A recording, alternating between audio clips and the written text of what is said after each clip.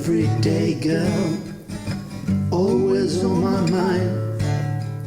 Hola gente, soy Alfredo Trecánico y una vez más compartiré con ustedes un nuevo episodio de las historias olvidadas de los Beatles.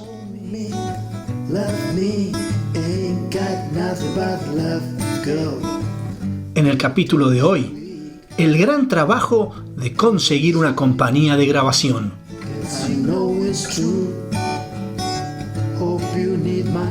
En los inicios de la búsqueda para conseguirles a los Beatles un contrato de grabación, Brian escribió una carta a un comentarista de música del Liverpool Evening Echo llamado Tony Barrow, que más tarde sería jefe de prensa de los Beatles, pidiéndole que los mencionara, ya que las encuestas del periódico musical Mersey Beat los nombraba como el grupo más popular de Liverpool.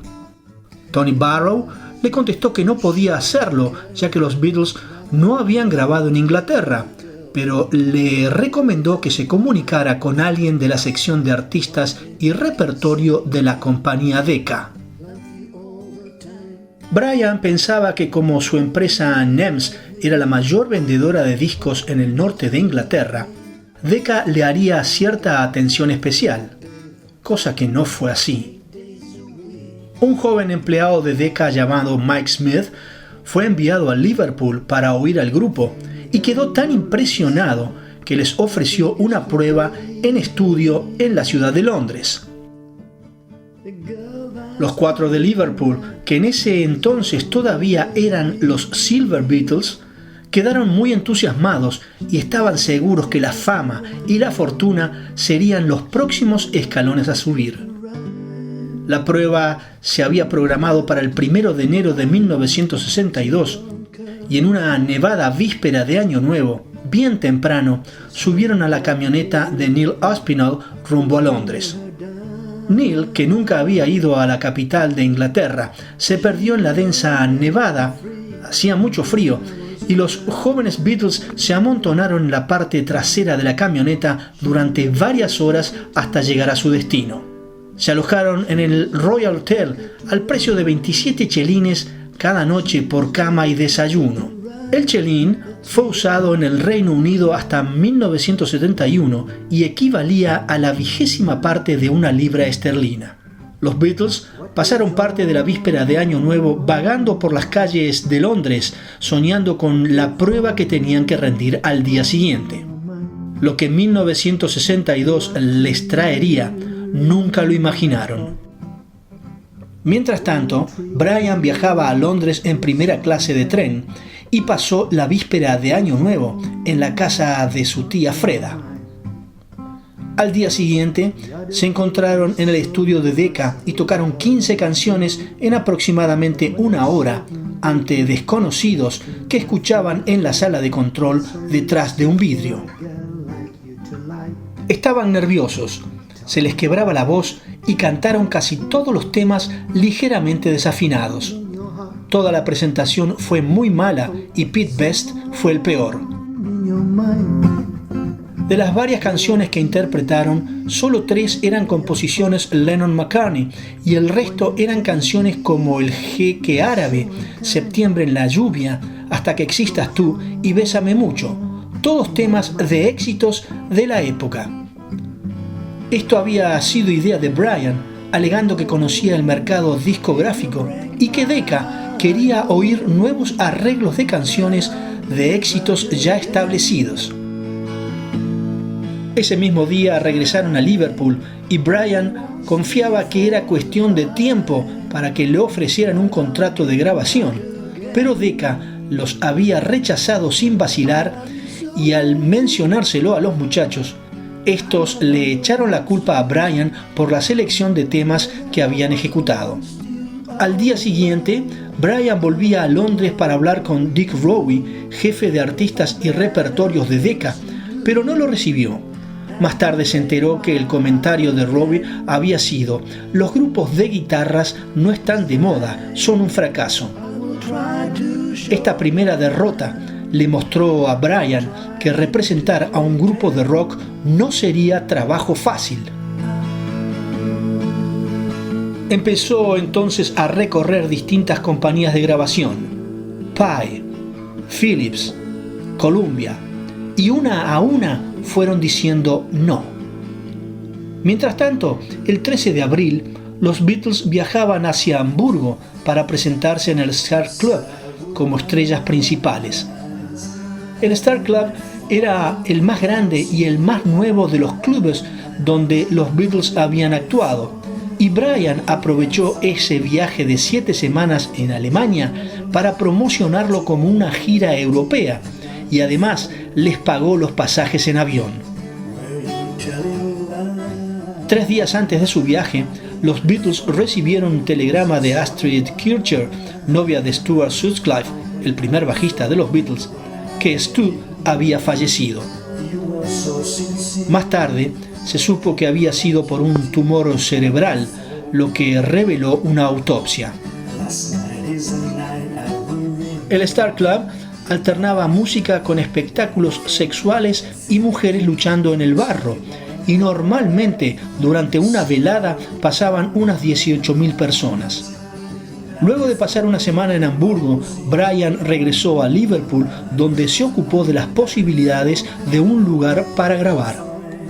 En uno de sus viajes a Londres, hizo transferir las cintas grabadas por los Beatles a un disco para que fuese más fácil de ser escuchado. La empresa EMI de la calle Oxford proporcionaba dicho servicio, y el técnico le recomendó que llevara el disco a alguien de la compañía de grabación EMI.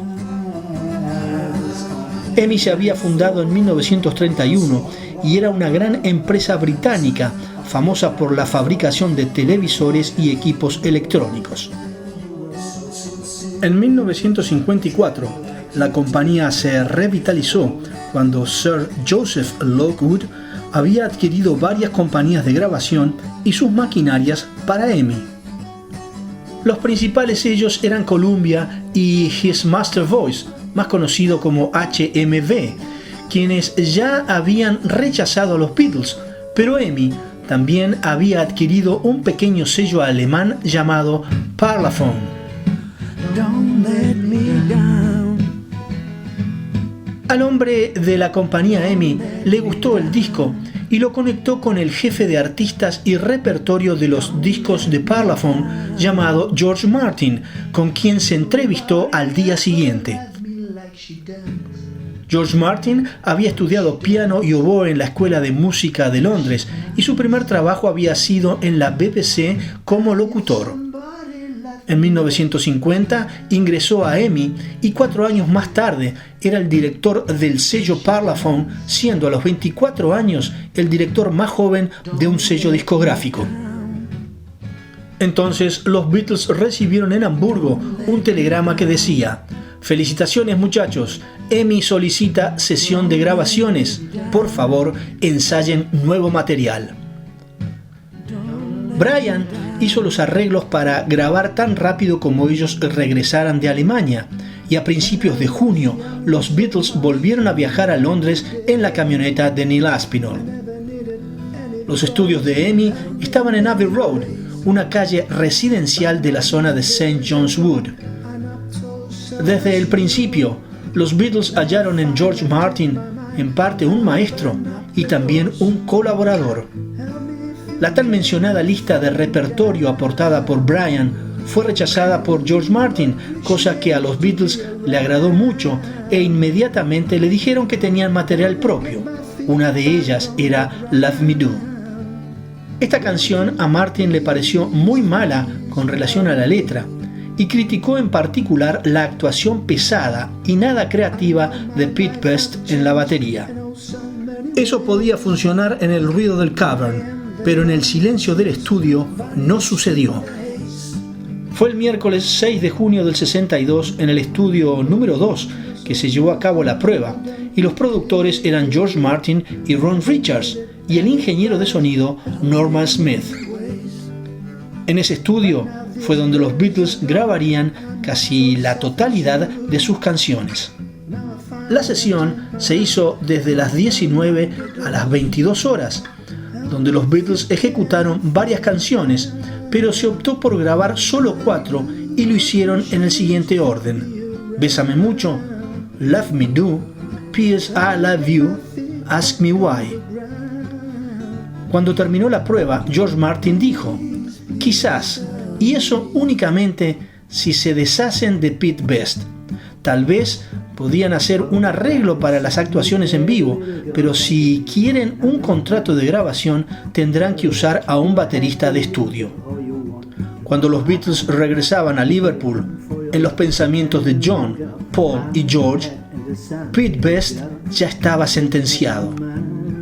Norman Smith, que fue el ingeniero de sonido de los Beatles desde esa histórica prueba del 62 hasta el LP Rubber Soul, en el 65 recordaba: la prueba no dejó buena impresión y además tenían amplificadores y parlantes muy chicos. Su sonido no impresionaba. Por supuesto, todo ingeniero de sonido quiere algún tipo de sonido en la fuente que luego pueda embellecer y mejorar, pero no obtuve nada del equipo de los Beatles, excepto un montón de ruido y zumbido. El de Paul era el peor, pero no fue el único problema durante la sesión. De hecho, tuvimos que poner una cuerda alrededor del amplificador de John Lennon para detener el traqueteo. También hubo problemas con la batería de Pete Best, creo que en sus platillos, pero lo arreglamos todo y finalmente comenzamos a grabar.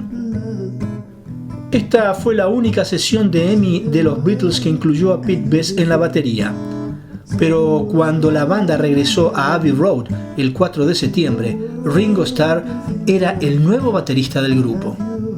Solo las grabaciones de Bésame Mucho y Love Me Do sobreviven hoy.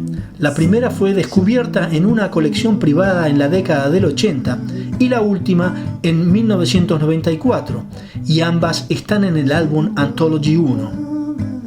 Una vez que se habían ido, George Martin me dijo: bueno, ¿qué te parece? Y le contesté: he visto a muchos grupos venir para pruebas, pero hay algo especial en ellos. No puedo decirte qué, pero hay algo allí. Tenían una cualidad atractiva, una especie de carisma. Y le dije a George: en mi opinión, creo que deberían firmar. Y nunca lo olvidaré. Sus últimas palabras antes de irse fueron: está bien, lo pensaré. Para la prueba estuvo presente el propio George Martin, y no se trataba de que hubieran firmado un contrato en ese momento. Pero luego comencé a preguntarme: ¿ya habían firmado? ¿Es por eso que apareció George Martin? ¿Fue porque era la primera vez que los veía? ¿Había algo más apegado a todo esto? En realidad, si firmaron un contrato antes o después de la prueba es una cuestión que solo ellos lo saben y que quedará como una leyenda urbana. Y esto fue todo por el momento. Los espero en una próxima entrega para seguir compartiendo las historias olvidadas de los Beatles.